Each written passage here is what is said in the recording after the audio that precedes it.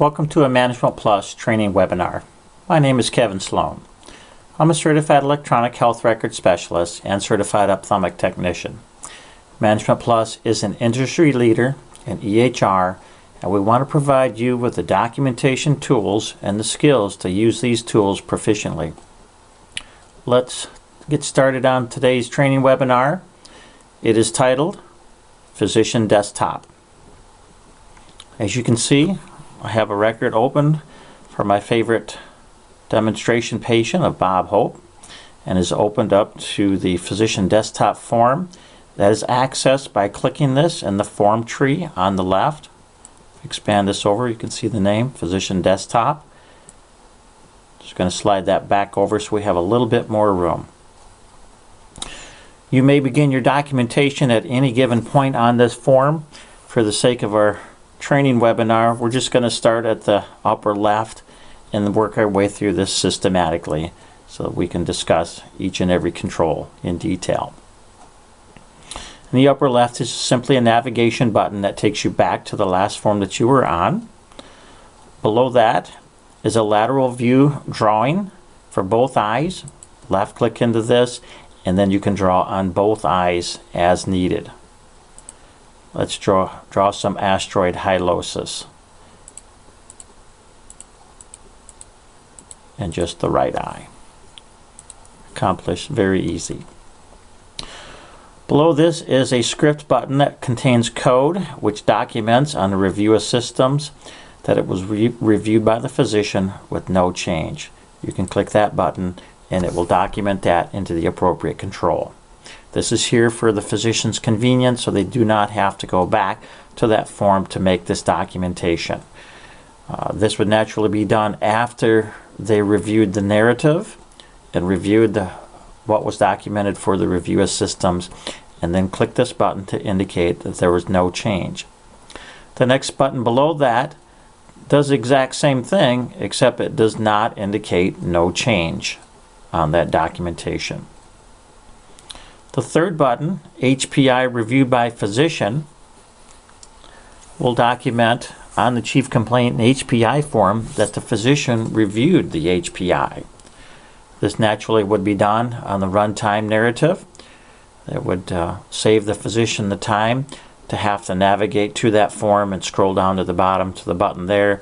It's here for his convenience so that they can quickly click this button after they have reviewed that data on the runtime narrative.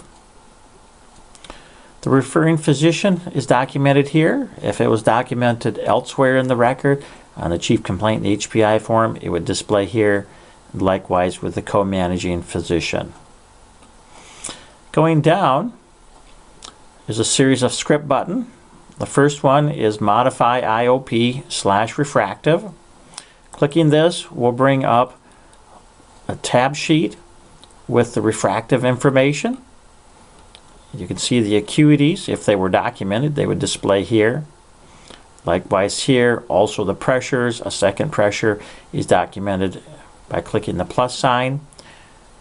So this would always be viewable on the runtime narrative. If you wanted to edit that, you could edit this here. A second IOP can be documented there.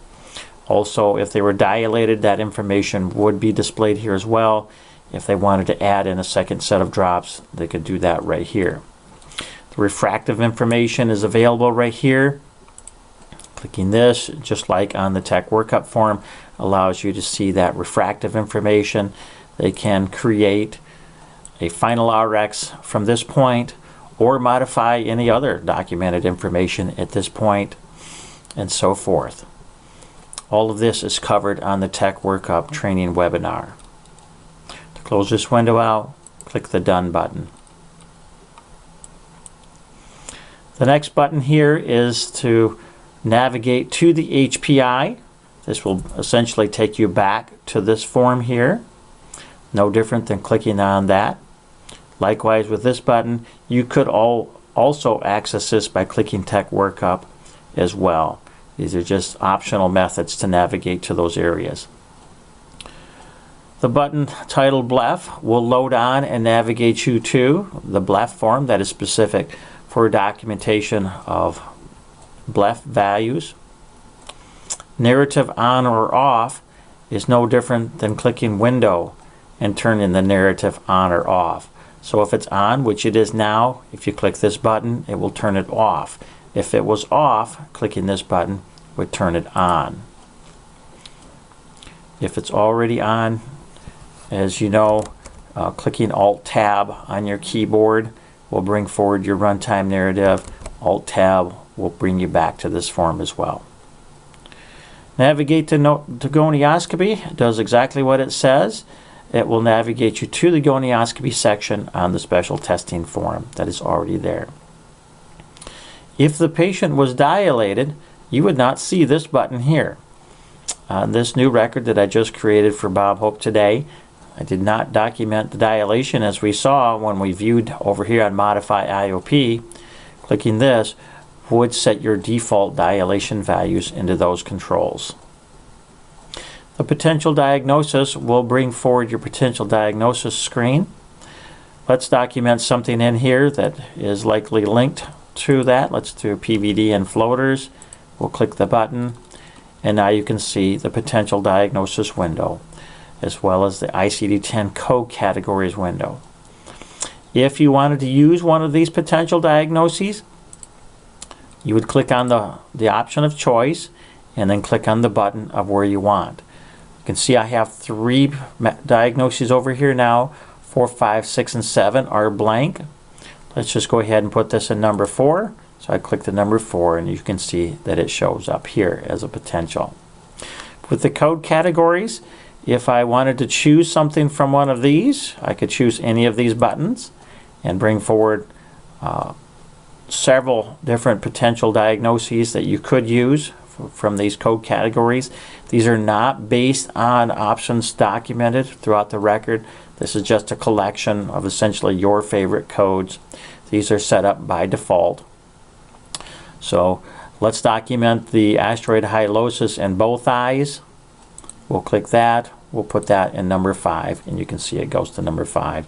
Clicking done makes that window disappear. The visit comparison is no different than clicking visit and comparison. That was explained in detail on the Blue Banner webinar that we have gone over previously, but this is just another access point for that. Testing and surgery orders will launch the window that allows you to document your orders for tests that were done today or tests that you will schedule for the future. You can also document your procedure or surgery, whether you do it today or in the future. It's all done right here. You will actually have a second chance to do this in case you forget on the physician wrap-up form. Clicking done will make that window disappear.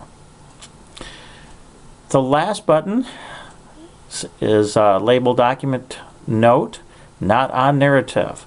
So when you click this, it allows you to document a note or some information in regards to the patient that is not medically associated.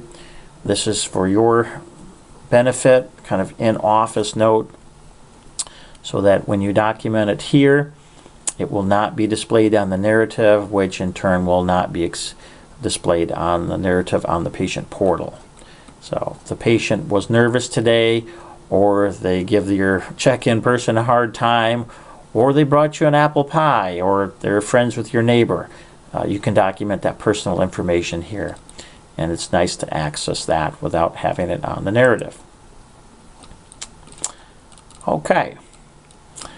Going to the midsection is the documentation pieces for the anterior segment exam and posterior segment exam.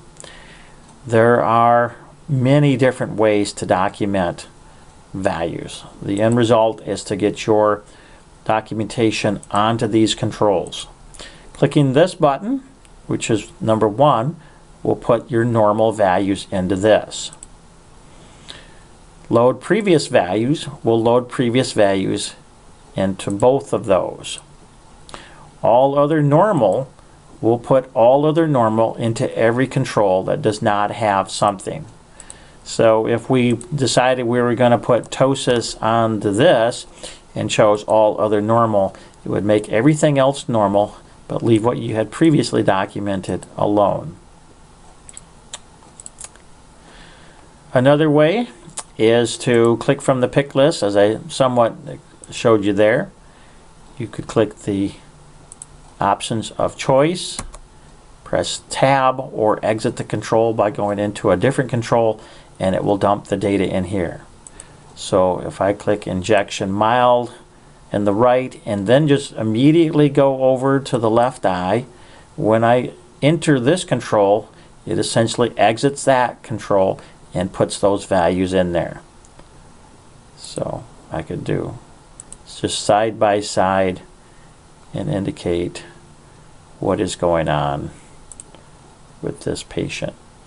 I can always click this and then click the center button, which is a copy, so I don't have to press tab or go into another control. I'm clicking this, which essentially is entering this and allows it to copy over. So you have lots of functionality there for you when it comes to documentation.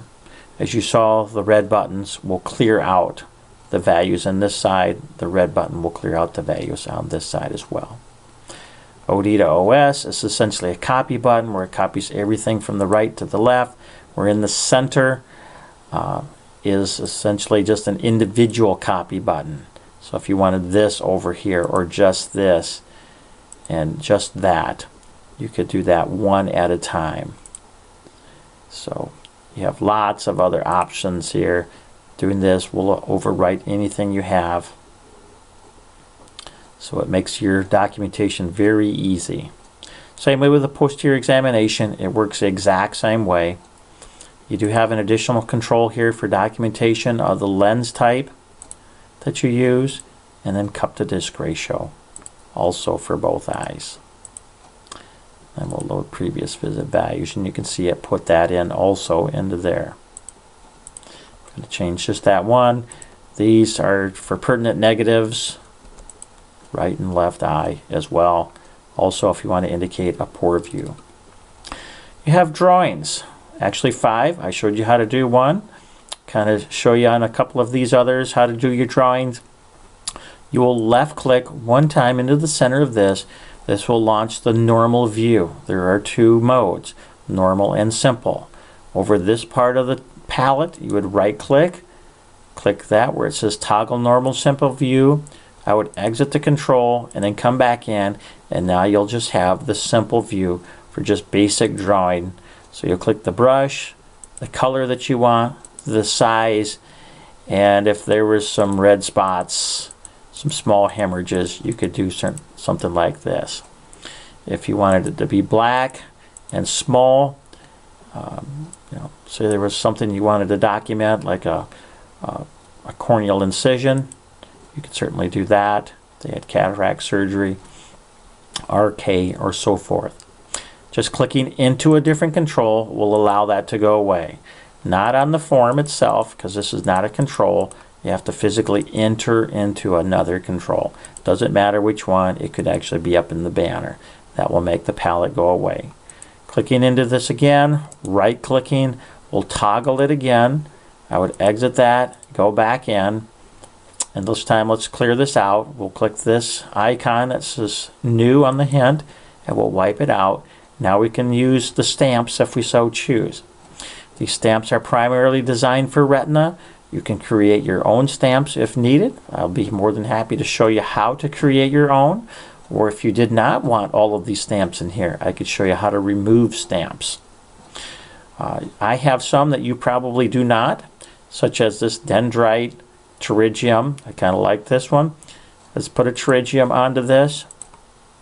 Very easily done. You can click the arrow if I want to move that around, make it just a little bit bigger. I want to put it up on the cornea just a little more. Annotation, click the letter A, draw the box the size that you want.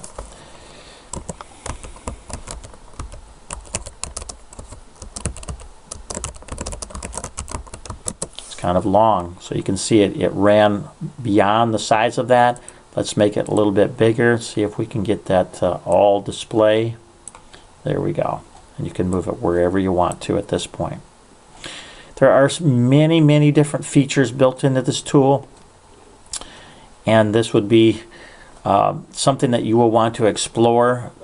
And I have found that primarily by going in here and just sort of practicing, clicking on this to see what they do is really the best way to do this. I've covered the basic features on how to draw some lines on there, annotate, use a stamp. But the best way to come in here is just to practice on your own. There are hints for every one of these, and you'll learn by doing is essentially the best way to find out how to use this drawing tool. Let's come down here to the right eye, and we will come over here. This is labeled retinal edema. If this appears to do what you want it to do as far as describing the problem, but it's not retinal edema, that's perfectly fine. If you wanted to use this retinitis pigmentosa for laser scars, you could certainly do that. That would not be a problem to do that. If you felt like that described graphically what you wanted to do, that's not a problem. You can use the stamps for anything you need. Okay. Let's move over to the right-hand side. At the top, your chief complaint would display. I don't have one documented. That's why it is not displayed here. Below here are your 7 diagnoses. In the banner, you have 4 because you can use 4 diagnoses per CPT code on a claim. But we do give you 3 additional diagnoses so that you can document other items. Okay. So these are all in ICD-10. Since as of October 2015, you'll be using ICD-10. If you had some old records that were documented in ICD-9 and they fell within the top 200 ophthalmic codes billed throughout the country, you could use the number 10 button and it would convert those over. But all new clients will all start with ICD-10, so there's no need to ever use these buttons. You'll document the eye and the impression. Your problem list is accessed here as well. This is actually found on 4 places within the record. This is yet one of them to make it easy and convenient for you so that you can view the problem list. As described before in the chief complaint and HPI form, there are some favorites in here. The full list there, you can always right-click problem list and add, locate the item of choice and add this to there. These again are all in SNOMED codes. Okay. Clicking this done button will make that disappear. The discussion and plan section, there are at least 3 different methods for getting data into this. One is you can type whatever you'd like to. If you're fast on the keyboard, you can type that information in. 2, you can use a keyword macro. Let's see if I have one. I'll do Control A on the keyboard, and let's see if I have one. There is one of myopia. You could press the letter M and it would appear. I'm going to press enter and then enter there again. You can access those keywords from inside of EHR or on the front side of Management Plus. Modify these at any given time. That's one method of documentation. The second one is, like I mentioned earlier, to free type whatever you want. A third is to use one of the macros. These are essentially categories. So if we click cataract, this is the largest category. It brings forward a series of macros. And if there's something in here that you have set up and you want to use that, you can certainly click this and you can see that it will put that information onto that. In the lower right-hand corner are the super macros. These are designed for the physician and scribe so that they can quickly document a multitude of controls with values when they need to do that.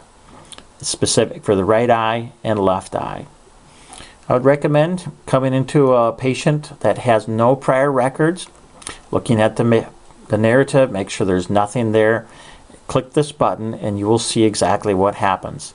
It will document a nice long narrative into this, sets the return to office values, does the patient education. It also documents the review of systems was reviewed, the HPI was reviewed. It will set up your test done today for an A scan on both eyes, and then it will set up your procedure to be scheduled for cataract surgery with IOL implantation and the next available. So it allows you to do a lot of documentation all at one time. Saves you a lot of time.